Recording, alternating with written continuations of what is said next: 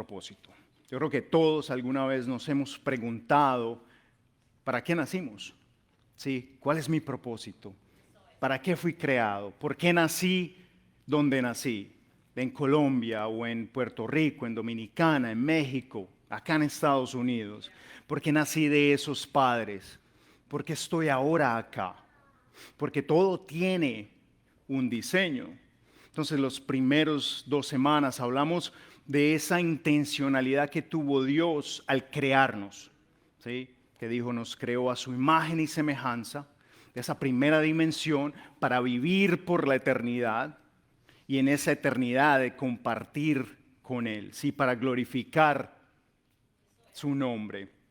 Y la segunda dimensión que vamos a discutir estas 2 semanas es ese trabajo que hacemos acá en la tierra, ¿sí? Cuando nosotros nos ponemos a ver cuál es nuestra identidad, ¿sí? Para qué hacemos las cosas que hacemos, hemos venido entendiendo de que la idea no era que nosotros construyéramos nuestra propia identidad, sino que nos conociéramos a su imagen, de que entendiéramos quiénes somos a la luz de su Hijo Jesús, que fue el que mandó para darnos el estándar de quiénes estamos supuestos a ser, cómo estamos supuestos a actuar. Eso es lo que hemos venido viendo. Y ahora, en estas próximas 2 semanas, seguimos con la historia de la creación y vemos cómo nos da una imagen de esa dinámica.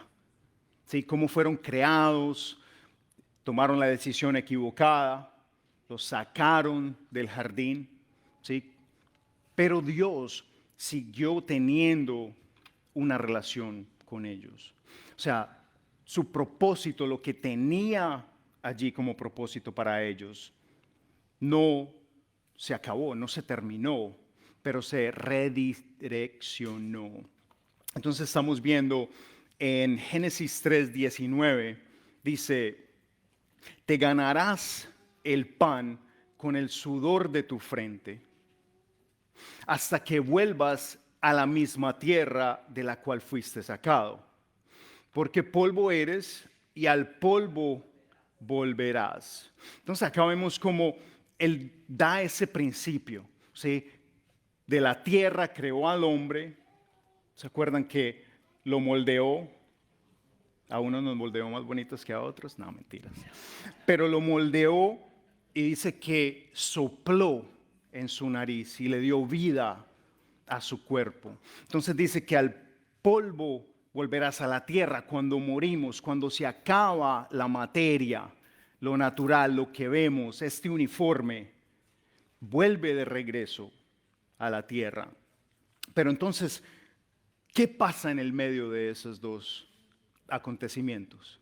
¿Qué pasa entre el momento en que nacemos y el momento en que morimos?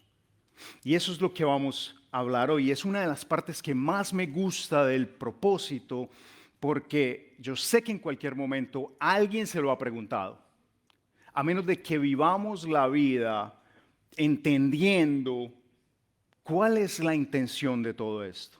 Porque imagínate, si tú vienes, vives acá, ¿sí? Creces, trabajas, formas una familia y mueres. Y pare de contar.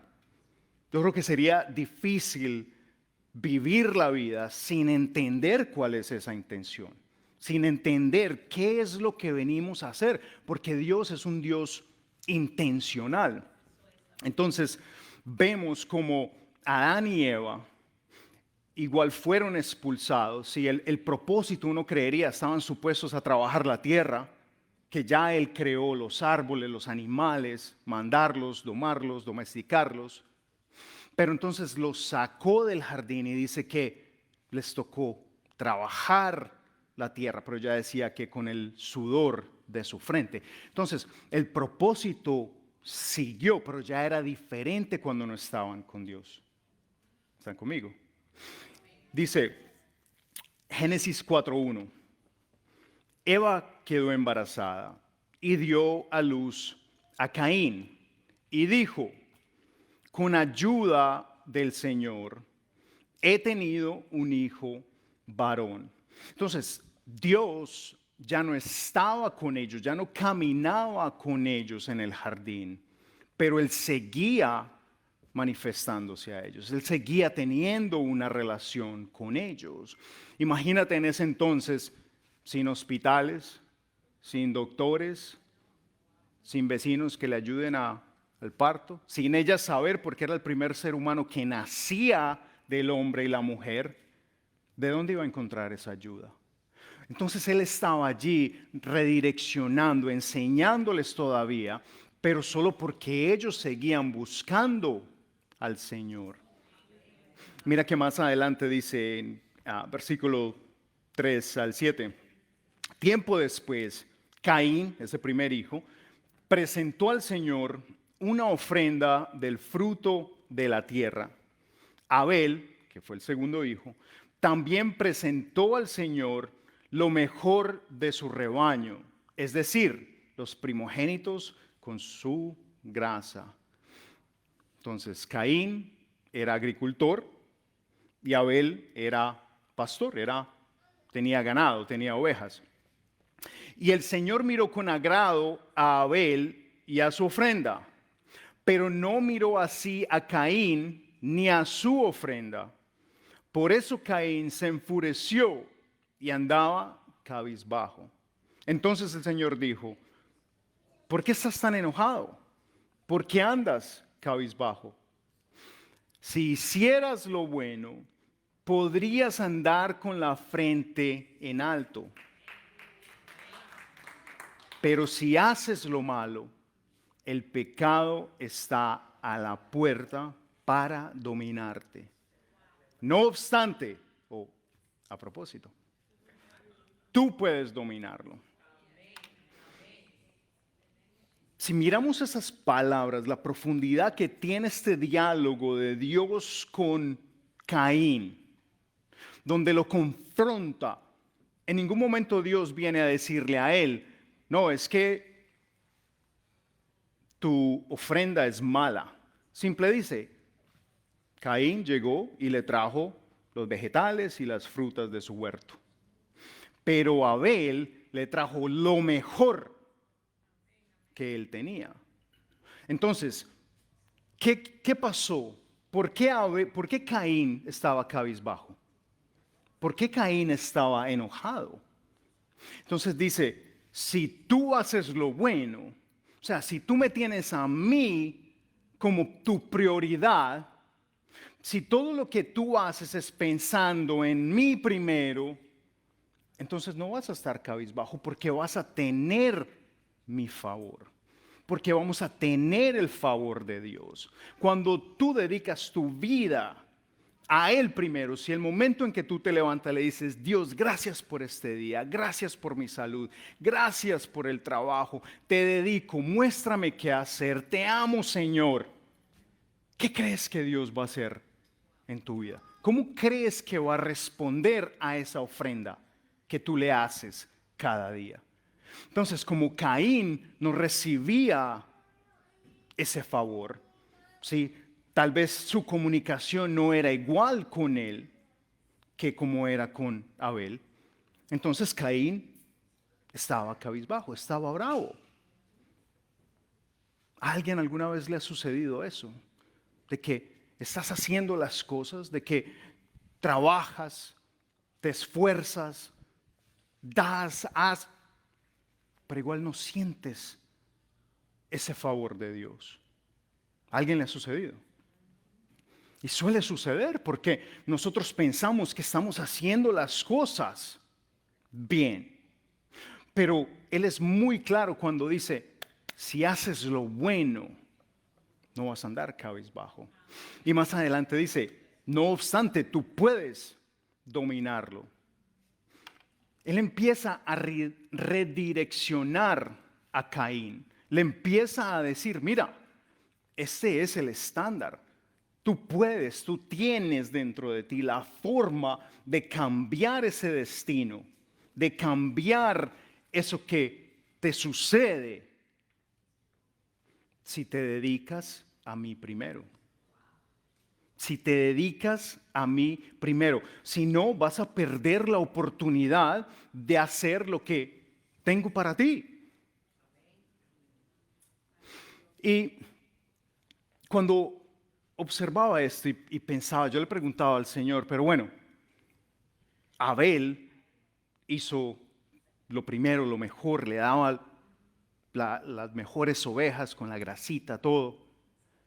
Y si ustedes bien recuerdan más adelante, ¿qué pasó con ese enojo que tenía Caín? Caín, en un momento de rabia, cogió a su hermano y lo mató. Yo le decía, Señor, pero entonces hacemos todo bien para ti. Lo primero, vamos a la iglesia, estamos diezmando, estamos tratando bien a nuestra familia, nos portamos bien en el trabajo. ¿Por qué murió Abel entonces? ¿Alguna vez se han preguntado eso? Y viene el Señor y me dice, a propósito, porque es que todos estamos predestinados. Porque todo lo que sucede en la tierra, a sus seguidores, a los creyentes, a las personas que están caminando en ese camino de la verdad, están predestinados. Hay un diseño que el Señor tenía desde antes para cada uno de nosotros. Y yo creo que eso es una de las cosas más difíciles para cualquier ser humano asimilar. Porque imagínate que tú tengas un hijo, una esposa, un esposo y le dé un cáncer terminal. Cuando estamos haciendo todo bien. O estamos orando, estamos yendo a la iglesia, estamos diezmando, estamos portándonos bien, no tenemos malos pensamientos, no tenemos malos sentimientos. Y nuestros hijos entran a las drogas o tienen problemas en su convicción de quién eran. Y empiezan a salirse, empiezan a sufrir. Yo creo que eso causa en cualquier ser humano un conflicto de quién es Dios. ¿Cómo tú vas a hacer eso? ¿Cómo tú vas a dejar que suceda esto cuando yo estoy haciendo todo lo bueno? Yo me estoy portando bien. Estoy haciendo todo lo que tú me dices. Y dejas que muera Abel. Difícil de analizar, de aceptar. Solo a mí. Pero esa predestinación que él tenía, ese diseño que ya él tenía para cada uno de nosotros, tiene una diferencia cuando hacemos las cosas bien para él y primero. Porque cuando él le dice a Caín, si haces lo bueno, vas a andar con la cabeza en alto. ¿Quién cree que cuando Abel murió, Abel estaba contento, bien? Y si ustedes leen más adelante, sigue hablando de ese testimonio de lo que fue Abel. Y por alguna razón que está escrito en el libro de la vida. Y es que Dios predetermina dos tipos de propósitos. Tenemos un propósito general para todos. Todos hacemos parte de ese propósito. Entonces, ese tiempo que estamos acá en la tierra, nosotros estamos todos predestinados para estar y hacer parte de él. Y el segundo es un propósito específico. Una tarea, una misión. ¿Por qué nos dieron estos dones? ¿Por qué yo no puedo ni cantar en la ducha? ¿Por qué algunos no pueden ni jugar fútbol? ¿Alguna vez te has pensado por qué no eres bueno para ciertas cosas? ¿Por qué si eres muy bueno para otras? Sí. Entonces, ese propósito específico, ese individual, es el que yo creo que todos buscamos en algún momento. donde siempre estamos mirando, bueno, ¿cuál es la razón? ¿Por qué estoy aquí? ¿Cómo me vas a usar, Señor? Por lo menos a mí me pasó o me sigue sucediendo. Y si tú miras todos los personajes de la Biblia, todos hacían parte de un propósito general, pero igual tenían una asignación individual. Entonces, esa siguiente dimensión, hoy vamos a mirar ese propósito general. Vamos a estudiar lo que decían y lo que todavía se sigue diciendo. Mira, el apóstol Pablo dijo en Romanos 8:28. Ahora bien, sabemos que Dios dispone todas las cosas para el bien de quienes lo aman. ¿Quiénes son los que lo aman? Los que lo siguen, los que le entregan su vida, los que hacen parte de su familia, los que oran, los que tienen una comunión con Él, los que creen en Él, los que lo reciben. ¿Sí? Dice, los que han sido llamados de acuerdo con su propósito. De acuerdo con su propósito. Y uno puede decir, con su propósito, pero es con el propósito de Dios. Con el propósito que Él tenía. Todos, dispone a todos, todas las cosas, los que no aman, con ese propósito. ¿Alguna vez tú has de pronto pensado las cosas que te sucedieron de niño o experimentado algún momento donde viviste una experiencia extranatural o algo como que, no, es que yo me acuerdo que cuando niño yo sabía cantar o yo me acuerdo una vez, ya después de haber venido a los caminos del Señor, hablando con mi madre, me cuenta una historia que siendo niño de casi 5 años, caminábamos por las calles de Medellín, Colombia, y que yo andaba de su mano, ¿sí? Y que de un momento a otro pasamos por una iglesia.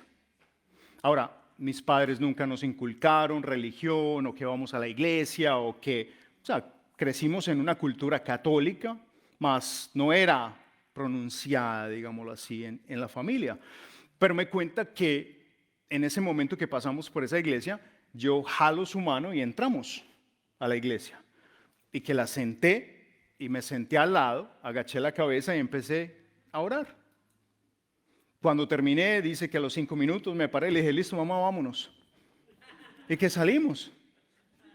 Y yo le dije, ¿y usted me viene a decir eso ahora después de viejo? No sabe cuántos problemas me había ahorrado si me lo dice anteriormente. Pero, ¿qué pasa? Cuando ella me dice eso, yo entiendo de que desde hace mucho tiempo Dios se venía manifestando. Yo me perdí en la vida. A los 18 años llegué a este país. Mi extensión de la creencia o de la religión era el Padre Nuestro por ahí de vez en cuando. Pero andaba en el mundo metido.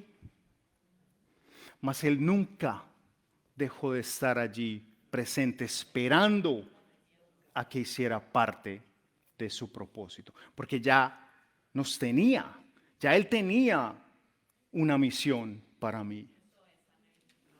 Pasaron 30 y pico de años, tenía yo 33 años, estaba terminando mi primer año en la universidad y tenía que hacer una tarea para una clase de religión, religiones del mundo. Entonces, la tarea tenía que investigar sobre otra cultura y otra religión diferente a la mía. Y bueno, crecí como católico, entonces conocía un poco de Jesús, de Dios, y tenía que escribir 10 hojas de una entrevista a esa persona y la visita a su templo, mezquita o lo que haya escogido. Mire, para escribir 10 hojas de Islam o de budismo o algo, yo dije, no, voy a escoger cristianismo porque eso sé más o menos un poquito, ¿cierto? Había un muchacho en el trabajo de Sudáfrica y siempre me hablaba de Jesús. Cristo esto, Jesús no sé qué, Cristo lo otro. Y yo, sí. Y nos hicimos buenos amigos. Siempre me hablaba de eso. O sea, en cualquier conversación, él lo sacaba a relucir. Pero pues yo no le ponía cuidado, creía en Dios, ¿sí?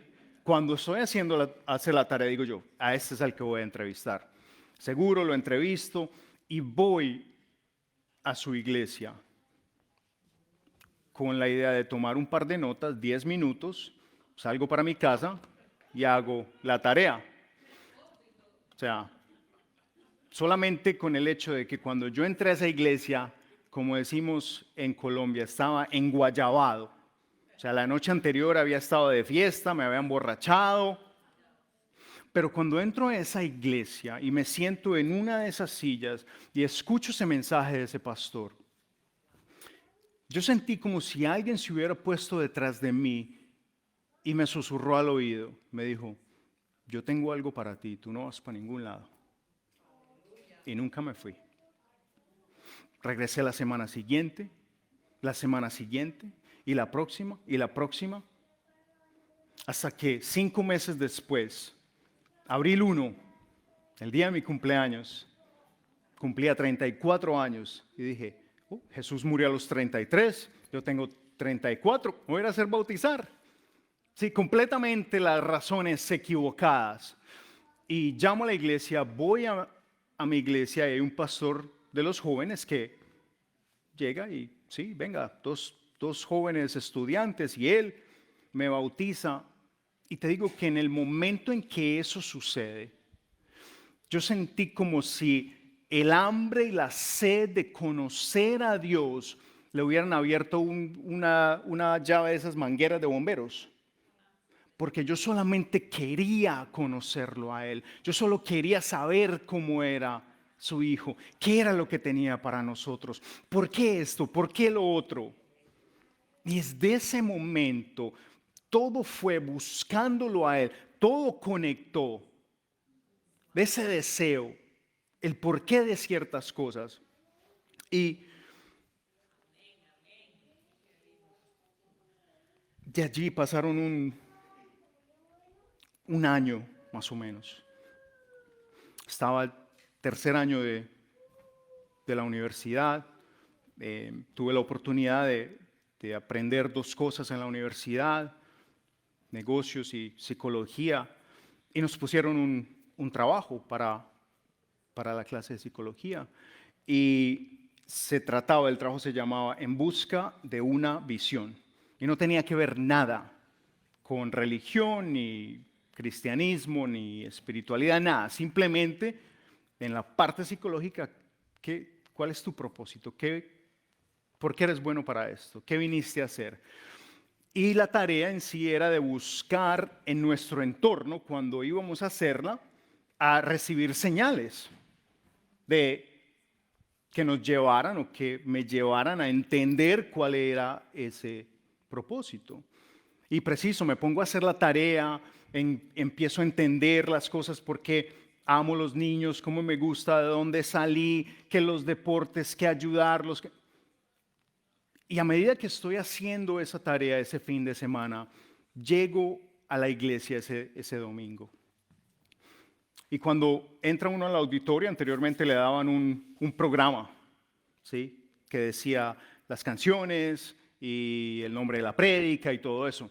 Cuando yo me siento en esa silla de nuevo, volteo ese programa y miro, ese domingo era el último domingo de la serie que el pastor estaba enseñando, y decía, la serie que empieza la próxima semana se llama En busca de una visión.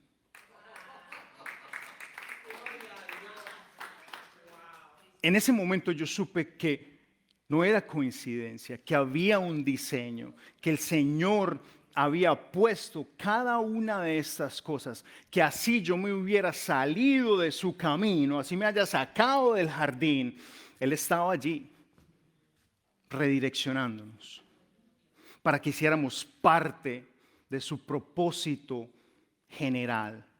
Pero no fue sino hasta que tuve ese encuentro de nuevo con Él, hasta que le dije, Señor, eres mi Salvador, te recibo, hasta que le dije, voy a entregar mi vida y voy a ir a la iglesia todos los domingos y voy a empezar a cambiar las cosas que no son buenas, lo que es malo en mi vida, lo que está mal dentro de mí. Me voy y me bautizo y empiezo a ayudar. Que fue que él empezó a abrir la ventana. Ustedes han visto esas fotos que tú raspas un pedacito y se empieza a ver. ¿Sí? Que es, digamos, esto en negro y lo raspamos y se empieza a ver una... Así mismo, como dijo en Romanos, mira lo que dice el versículo 29.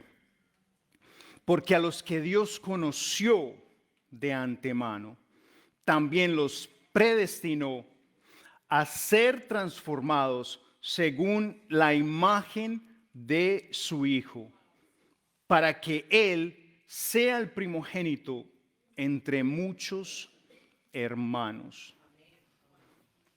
Todas nuestras vidas están dedicadas a algo.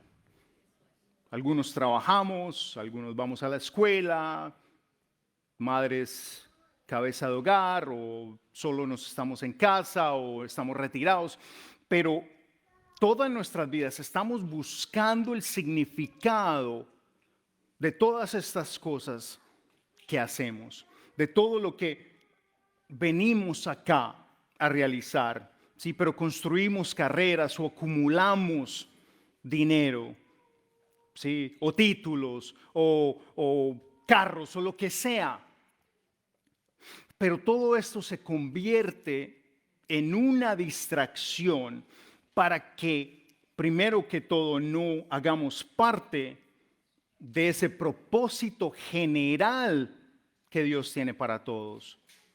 Y por derecha, para que no encontremos esa tarea individual que tiene para nosotros. Y esa tarea es esa transformación a ser como su Hijo, para que seamos una familia de hermanos. Lo que dice, para que Él sea el primogénito entre muchos hermanos.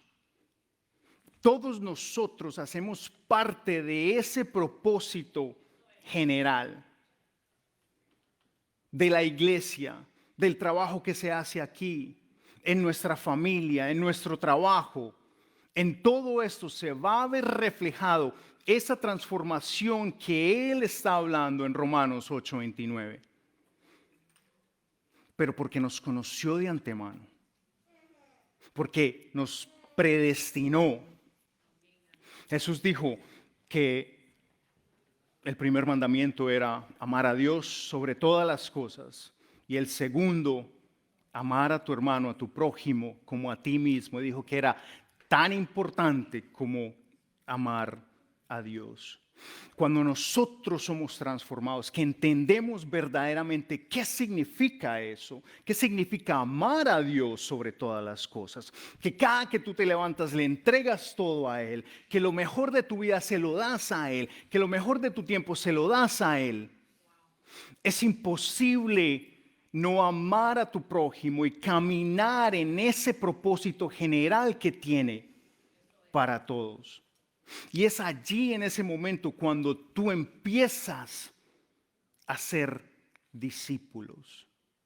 Cuando tú empiezas a contar ese testimonio que todos tenemos. Lo que yo les conté es simplemente la historia de lo que me pasó a mí en la vida. Pero lo que yo quiero que entendamos de ese testimonio, de esa historia, es que cada uno de nosotros tiene y está predestinado para lo mismo. Para ser parte de ese diseño general.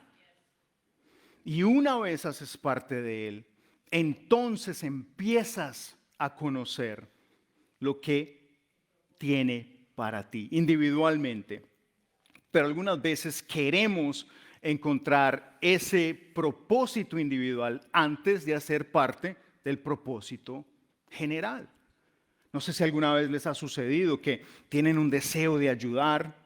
¿Sí? Cuando a mí me pasa esto en esa ocasión, yo empecé a trabajar para ayudar niños. Era mi deseo, yo quería, Señor, voy a ayudar niños de mi pueblo, y voy a empezar. Y me dijo, primero métete a trabajar en los domingos con los niños de la iglesia. Yo, ¡ugh! Y seguro, desde allí mismo, en la puertica, con el name tag, ¿cómo estás, Juanito? ¿Cómo estás, Pedrito? ¿Cómo estás? Mes después, ¿cómo estás, José? ¿Cómo estás? 4 años. Vaya para Nicaragua en misión. Vaya para Ruanda en misión. Sirve en esto. Ve aquí. Toma esto. Ayuna. 1, 2, 3. Cada uno de los pasos que Él empieza a poner en tu vida son cruciales para que tú llegues algún día a conocer lo que individualmente hizo para ti. Mira, él dice en Efesios 2:10, somos hechura de Dios, creados en Cristo Jesús para buenas obras, las cuales Dios dispuso de antemano a fin de que las pongamos en práctica.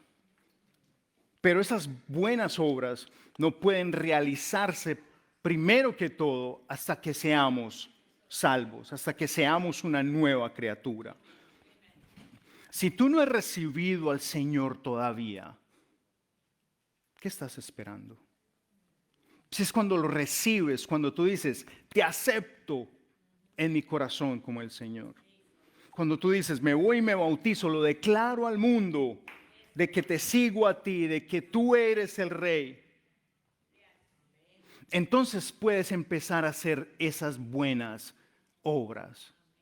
Pero si de una, desde que venimos a la iglesia o desde que nos empezamos a concientizar de que lo necesitamos a Él y empezamos a caminar en Él, de una queremos saltar a ser el pastor de la iglesia.